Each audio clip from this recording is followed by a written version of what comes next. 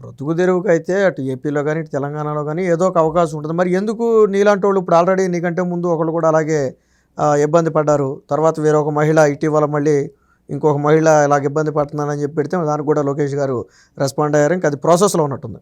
ఎందుకు మీరు మరి ఇలా ఏజెంట్లు తీసుకెళ్ళి మోసం చేస్తున్నారని తెలిసినా ఎందుకు మోసపోవటం? అంటే సార్ మాకేంటంటే సార్, మేము సమాజంలో ఒక గౌరవం సంపాదించుకోవాలి, మా మిడిల్ క్లాస్ ఫ్యామిలీ థాట్స్ ఆలోచన. నా ఏజ్ కుర్రలందరిది ఏంటంటే సార్, సర్టెన్ ఏజ్ వచ్చిన తర్వాత తల్లిదండ్రులని అలా చూడాలి, తల్లిదండ్రులని ఇలా తిప్పాలి, కారులో తిప్పాలి, దానికోసం ఏదైనా చెయ్యాలి, ఎలాగైనా ఇంకా మనమే కదా చూసుకోవాలి నా రెస్పాన్సిబిలిటీ అనేది వస్తుంది కదా సార్. ఆ రెస్పాన్సిబిలిటీ నాకు వచ్చింది సార్. సో నేను ఇంకేదైనా ఏదోటి అవుతుంది అన్న ఆలోచనతోనే నేను ఒక అడుగు ముందుకేసాను సార్. నేను ఈ ఇల్లు కట్టుకుందామని, మంచి ఇల్లు కట్టుకుందామని, ఆ ఇంట్లో మా అమ్మ మా నాన్నగారిని పెట్టుకుందామని, నా లైఫ్ స్టార్ట్ చేసుకుందామని అనుకున్నాను సార్.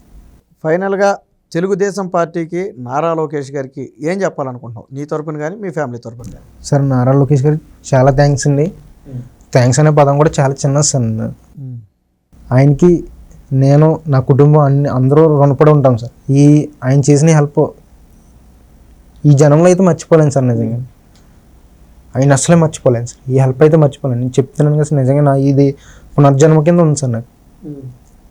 నేను నిజంగా నరకం నుంచి నేను మళ్ళీ బతికొచ్చాను అన్న ఫీలింగ్ వస్తుంది సార్ నాకు. అది నిజంగా లోకేష్ గారిని అయితే మర్చిపోలేను సార్. నేను లోకేష్ గారిని మర్చిపోలేను, ఎన్ఆర్ఐ టీడీపీ కార్యకర్తను మర్చిపోలేను సార్. అస్సలే మర్చిపోలేను. ఎవరో హెల్ప్ చేశారు అక్కడ? అక్కడ రాధాకృష్ణ గారు సార్, డాక్టర్ వేమూరి గారు సార్, ఖాళీద్ సైఫుల్లా గారు సార్, ఇంకా నా Radhakrishna team, Khalid Saifullah team direct ఎడారి దగ్గరికి వచ్చేసారు నీ దగ్గర? లొకేషన్ పంపే వాళ్ళకి ఏదన్నా నువ్వు? అవును సార్, లొకేషన్ పంపాను సార్ నేను. అంటే మాకు నేను ఉండే చోట నుంచి ఒక 13-14 కిలోమీటర్ దూరంలో ఒక చిన్న రోడ్డు ఉంటుంది సార్. అక్కడ మేము రోజు వాటర్ తెచ్చుకోవడానికి ట్యాంక్ వేసుకుని వెళ్తాం సార్. సో నేను ఏంటంటే అక్కడ నుంచి లొకేషన్ పంపాను సార్. అంటే ఎడారి నుంచి లొకేషన్ పంపుతుంటే ఎవరికి ఓపెన్ అవ్వట్లేదు సార్. అది ఓకే, అక్కడ నుంచి ఓపెన్ అవుతే కొంచెం తెలుస్తుంది కదా అని నేను పంపాను సార్. సార్ ఇలాగ ఇక్కడ పంపాను సార్. అది రోడ్ డెడ్ ఎండ్ సార్, అది డెడ్ ఎండ్, ఇంకా మొత్తం ఎడారే సార్. సార్ మీరు ఇక్కడికి వచ్చారంటే సార్, అక్కడి నుంచి మాకు 13-14 కిలోమీటర్ల దూరంలో ఉంటాను సార్ నేను, లోన ఎడారిలో. అక్కడికి వచ్చారంటే మీకు అర్థమైపోతుంది సార్ అని చెప్పాను సార్. అలా వచ్చారు సార్, నేను పంపిన లొకేషన్ ద్వారానే వచ్చారు సార్. అలా నేను అనుకోలేదు సార్ నా దగ్గరకు అంత ఎడారిలో వస్తారని, అంత ఎండలో వస్తారని అస్సలు అనుకోలేదు సార్. వెహికల్ వేసుకుని వచ్చేసారు సార్. నిజంగా అస్సలు అనుకోలేదు సార్. నేను అప్పుడు వెహికల్ అప్పుడే తీసుకుని వచ్చేసారు? అప్పుడు తీసుకురాలేదు సార్ నేను. అప్పుడు నాకు బాబా లేడు సార్ అప్పుడు నాకు. ఓకే, నిన్ను పెట్టిన ఆయన అక్కడ లేడు? లేడు సార్. లేకపోతే వాళ్ళు కూడా అక్కడే ఉంటారా? వస్తారు సార్. అంటే యాక్చువల్గా పెద్ద బాబా లేడు సార్, వాళ్ళ తమ్ముడు ఉన్నాడు సార్.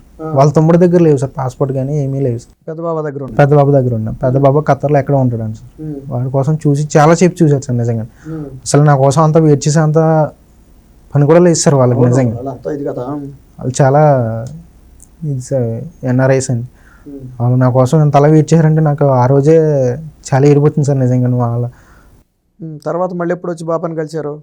వాళ్ళు ఇంకా మళ్ళీ రాలేదు సార్. వాళ్ళ ఫోన్ నెంబర్లు అవి తీసుకుని బాబాతో తీసుకుని ఎంబసీతో మాట్లాడి ఎంబసీ వాళ్ళు కాంటాక్ట్ అయ్యారు సార్. ఎంబసీ వాళ్ళు బాబాకు ఫోన్ చేసి వార్నింగ్ ఇవ్వడం జరిగింది సార్. మొత్తం మీద డబ్బులు కూడా వీళ్ళు కట్టారు మన లొకేషన్. ఎందుకు? అది నిన్ను విడిచిపెట్టడానికి నమ్మేసినందుకు ఆయన ఇచ్చిన డబ్బులు? అవును సార్, అవును సార్. అంటే ఏజెంట్కి డబ్బులు ఇచ్చాడంట సార్ ఆయన. బాబా అనే ఆయన ఏజెంట్కి డబ్బులు ఇచ్చాడు సార్. 1,20,000 ఎంత ఇచ్చాడంట సార్ నా కోసం. జీతం ఏమన్నా చెప్పారా జాయిన్ అయినప్పుడు? చెప్పాడు సార్, 30,000 చెప్పాడు సార్. 30,000 అందుకే జీతం కోసమే వెళ్ళాను సార్. నిజంగా జీతం ఎక్కువ వస్తుంది కదా 30,000. 30,000 నిజమేనా అసలు? ఒకవేళ నువ్వు పని చేసి ఉంటే అది నిజమేనా 30,000? 30,000 అంటే 25,000 నుంచి 30,000 మధ్యలో వద్దు సార్. నీతో పాటు కొంతమంది ఉన్నారు కదా? అవును సార్. మరి వాళ్ళు అడిగావా మీ జీతాలు ఎంత ఏంటని ఎప్పుడన్నా? అడిగాను సార్. అదే చెప్పారు 25,000 నుంచి 30,000 మధ్యలో ఉంటుంది అని చెప్పారు. నెల ఇచ్చేస్తారంట? నెలకి ఇస్తారండి సార్. నెల ఇస్తారంట. లేదంటే 2 నెలల తర్వాత 3 నెలల తర్వాత మొత్తం అంతా కలిపి ఇస్తారండి సార్. జీతం అయితే ఇస్తారు సార్. నీకు ఫుడ్ అక్కడ అంటే ఎడారిలో అంతా హీట్ కదా? అవును సార్. మరి ఒంటిలోకి నీళ్లు పెట్టడానికంటే సరే ఎక్కడో ఒక చోట నుంచి తీసుకొచ్చి పెడుతున్నారు. మీ ఫుడ్ ప్రిపేర్ చేసుకోవడం, మీరు ఉండటానికి ఎలా ఉంటుంది అక్కడ? మాకు ఉండడానికంటే ఏముంటుంది సార్ అక్కడ. మేము బయటే పడుకోవాలి సార్. బయట అంటే ఎండ కదా? నైట్ పర్లేదు కదా సార్. నైట్ ఓకే, పగలు ఎక్కడ ఉంటారు? పగలు ఎక్కడ ఉంటే చిన్న కంటైనర్ కింద ఉంటుంది సార్. చిన్న కంటైనర్ ఉంటుంది, కిచెన్ సార్ అది, అందులో ఉండాలి సార్. పగలంతా అందులో అందులో ఏసీ ఉంటుందా? ఏసీ అలాంటివి ఏముండవు? ఫ్యానే ఉండదు సార్, అది ఫ్యాన్ కూడా ఉండదు సార్. ఆ హీట్లోకి అలా ఉంటుంది, అలా ఉండాలి సార్. ఇంకా ఫుడ్ ఏంటి సార్, రొట్టెలు ఉంటాయి, కబూజులు అంటారు సార్ అక్కడ, చపాతీలు ఉంటాయి, ఇంత దల్సరు ఉంటుంది సార్, అది ఇంత దల్సరు ఉంటుంది. అదేంటంటే అందులో సగానికి సగం కూడా తినేవాడిని కాదు సార్, అది డైజెస్ట్ అయ్యేది కాదు సార్ నాకు, అది వాంతులు అయిపోయాయి సార్ మొత్తం. 3 పూటలు అదే సార్ వాళ్ళు, ఇక 3 పూటలు 3 పూటలు అది. మీరు చేసుకోవటం అక్కడ సరుకులన్నీ ఇస్తారా వాళ్ళు? అవును సార్, అవును సార్, బాబా వాళ్ళు ఇస్తారు. అవును సార్, వారానికి ఒకసారి 2 వారాలకు ఒకసారి ఇచ్చి పడేస్తారు. ఒంటిలకి ఏమన్నా మామూలుగా ఈ షెడ్ లాగా ఉంటాయా, ఒంట్లు ఓపెన్గా ఉంటాయా? ఓపెన్గా ఉంటాయి సార్ షెడ్, ఇక ఎండలోకి అలా ఉంటాయి సార్ అవి. అయితే 3 పూటలు అవే పెడతారు సార్, నైటు, మార్నింగ్ టిఫిన్, మధ్యాహ్నం అవే పెడతారు సార్. వాటర్ ఏంటంటే సార్, వాటర్ ట్యాంకర్ అన్నాను కదా సార్, ఆ ట్యాంకర్తో తెచ్చినవి మాకు వంటకి వాటికి సరిపడా తీసుకుని మిగతా ఒంట్లకి ఇచ్చేవాళ్ళం సార్. 300 పైన ఉంటాయి సార్. అంటే పెద్ద ట్యాంకర్ అది? పెద్ద ట్యాంకర్ అంటే మా ఈ పెట్రోల్ ట్యాంకర్ అంతా ఉండదు sir, mini tanker sir, mini ట్యాంకరే. అంటే రోజుకు ఒకసారి వెళ్ళి పట్టుకొచ్చేవారు సార్, డైలీ పట్టుకురావాలి సార్. మార్నింగ్ తేవడం, డీజిల్ అంతా వాళ్ళదే, అంతా వాళ్ళది సార్, మొత్తం అంతా వాళ్ళది. ఆ పట్టుకొచ్చి మాకు ఈ తాగడానికి, వంటకి సరిపడా వాటర్ తీసుకుని మిగతా ఒంట్లోకి పోసేసేవాళ్ళం సార్. మార్నింగ్ 4కి లేపేసేవారు సార్, ఎర్లీ మార్నింగ్ 4కి లేపేసేవారు సార్. లేపేసి వెంటనే ఇంకా బ్రష్ చేయడానికి కూడా టైం ఉండేది కదా సార్. ఇక ట్యాంక్ వేసి వెళ్ళిపోవడమేనా? లేదు సార్, మార్నింగ్ 4కి లేపి చిన్న ట్రక్ కింద ఉంటుంది సార్, ట్రక్ వేసుకుని వెళ్ళి ఒంట్లకి మేత బస్తాలు ఉంటాయి సార్, 50 కేజీల బస్తాలు ఉంటాయి సార్, అవి మీద వేసేవారు సార్. పట్టుకెళ్ళి ట్రక్లో వేయాలి సార్. గడ్డి ఉంటుంది సార్, బండిల్ కింద గడ్డి ఉంటుంది సార్, పెద్ద పెద్ద బండిల్స్, అవి లోడ్ చేయాలి సార్. అవి లోడ్ చేసి ఒంట్ల దగ్గరికి పట్టుకెళ్ళాలి సార్. ఒంట్లో మన నుంచి ఒక 10 అడుగులు 20 అడుగుల దూరంలో వెహికల్ ఆపి అవి మళ్ళీ మోసుకుని వెళ్ళి మొక్కలు అక్కడ తెరగట్టిన 4 గంటలు. అది అయిపోయిన వెంటనే వాటర్కి వెళ్ళాలి సార్. వాటర్కి అయిపోయిన వెంటనే బాబా ఏం చెప్తే చేయాలి సార్. ఒకసారి ఒంట్లకి ఈ దాన బస్తాలు, గడ్డి ఇవి వస్తాయి సార్, అవి దింపాలి సార్ ఎండలోనే. ఎందుకు అసలు ఒంట్లకి ఏంటి అక్కడ స్పెషల్ కదా, అలాగే ఒంట్ల కోసం ఎందుకని వాళ్ళు అంత చేస్తున్నారు? బిజినెస్ అండి సార్ అవి. వాటిలో మూతవి సాగొట్టేసేవారు సార్ వాళ్ళు ఒంట్లకి సార్.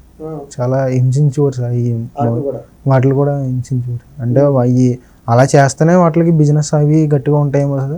నాకు అనిపించింది ఏంటంటే సార్, హింసిస్తున్నారేమో నేను అనుకుంటున్నాను సార్. అంతే,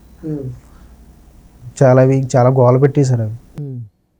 నేను అడిగాను కదా సార్, ఏం చేస్తున్నారు ఏంటివి ఇలాగా అడిగాను. ఫైనల్గా మీ ఫ్యామిలీ హ్యాపీయా? నువ్వు హ్యాపీ సార్, చాలా హ్యాపీ. లోకేష్ గారి దయ వల్ల అంతా హ్యాపీ సార్ నిజంగా. ఇప్పుడు అంటే నీలాగా చాలామంది వెళ్ళిపోయి ఇరుక్కుపోతున్నారు, వాళ్ళందరికీ ఏం చెప్పాలనుకుంటున్నావు? ఏజెంట్లు నమ్మైతే వెళ్ళకూడదు సార్, ఏజెంట్లు నమ్మైతే అస్సలు వెళ్ళకూడదు సార్. ఏజెంట్ ఇంత డబ్బు కడితే తీసుకెళ్తాను, ఆ జాబులో పెడతాను, ఇందులో పెడతాను, అందులో పెడతాను అంటే అస్సలు వెళ్ళకూడదు సార్. ఒకవేళ అలా వెళ్తే కనుక ఎగ్జాంపుల్గా నన్నే తీసుకోమంటున్నాను సార్. ఇప్పుడు నాకు జరిగింది కాబట్టి ఇంకా ఎవరికి జరగకూడదని నేను అనుకుంటున్నాను సార్. ఒకవేళ మీ బ్లడ్ రిలేషన్స్, మీ ఓన్ రిలేషన్స్, మీ అమ్మగారు కానీ మీ నాన్నగారు కానీ వీళ్ళిద్దరే చెప్తే వీళ్ళిద్దరి దగ్గరికి అయితేనే వెళ్ళాలి సార్. మిగతా ఎవరి దగ్గరికి చెప్పినా వెళ్ళకూడదు నేను అనుకుంటున్నాను సార్. మీ అమ్మగారు ఎవరైనా వాళ్ళ అమ్మగారు వాళ్ళ నాన్నగారే కదా సార్. వాడి జీవితం బాగుండాలి, వాడు కష్టపడకూడదు అనుకునే కదా సార్. రిలేటివ్స్ వాళ్ళు ఉండి మీకు మంచి ఆపర్చునిటీ చూపిస్తారన్నా ఓకే, ఎందుకంటే వాళ్ళు అందులో ఉంటారు. ఇప్పుడు ఏజెంట్లు అంటే నువ్వు చెప్పావు చూడు, తర్వాత ఫోన్ ఎత్తరు, ఇంకెత్తరు సార్. నేను పంపిన తర్వాత ఫోన్ ఎత్తరు. సో ఇది మొత్తంగా ఎవరైనా సరే ఏజెంట్లను నమ్మి ఇలా ఇతర ప్రాంతాలకు వెళ్ళాలనుకునే వాళ్ళు 1కి 100 సార్లు ఆలోచించాల్సిన పరిస్థితి. ఇప్పటికే మనం ఏపీలో 3వ ఘటన, ఆల్రెడీ ఇంకో మహిళ కూడా ఇటీవల తాను ఒమాన్ దేశంలో ఇరుక్కుపోయానని అనుకోది కాపాడాలని చెప్పి లోకేష్ గారికి ఒక వీడియో పెట్టడం జరిగింది. సో ఇప్పుడు మనం వీరేంద్రం చూసాం. సో ఇలా ఒకరు కాదు, ఇద్దరు కాదు, అనేక మంది ఇలా బయటకు వచ్చే ఘటనలు 2-3 మాత్రమే, కానీ తెలియకుండా చాలా ఉన్నాయి. కాబట్టి ఎవరైనా సరే ఏజెంట్లను నమ్మి వెళ్ళే వాళ్ళైతే మాత్రం ఖచ్చితంగా జాగ్రత్తగా ఉండాలి, 1కి 10 సార్లు ఆలోచించాలి. ఇది మొత్తంగా ఏదైతే సౌదీ అరేబియా నుంచి తిరిగి వచ్చినటువంటి వీరేంద్ర ఉన్నాడో, వీరేంద్ర పడిన బాధలు కానివ్వండి, నారా లోకేష్ గారు ఏ విధంగా అప్రోచ్ అయ్యారు, ఏ విధంగా ప్రస్తుతానికి ఇక్కడ తీసుకొచ్చారనేది కానీ ఆయన మాటల్లోనే ఉన్నాం. కాబట్టి ఫైనల్గా చెప్పాలనుకుంది ఏంటంటే, ఇక నుంచి ఎవరు కూడా ఇలాంటి ఇబ్బందులు పడే పరిస్థితి రాకూడదనేది మా ఉద్దేశం.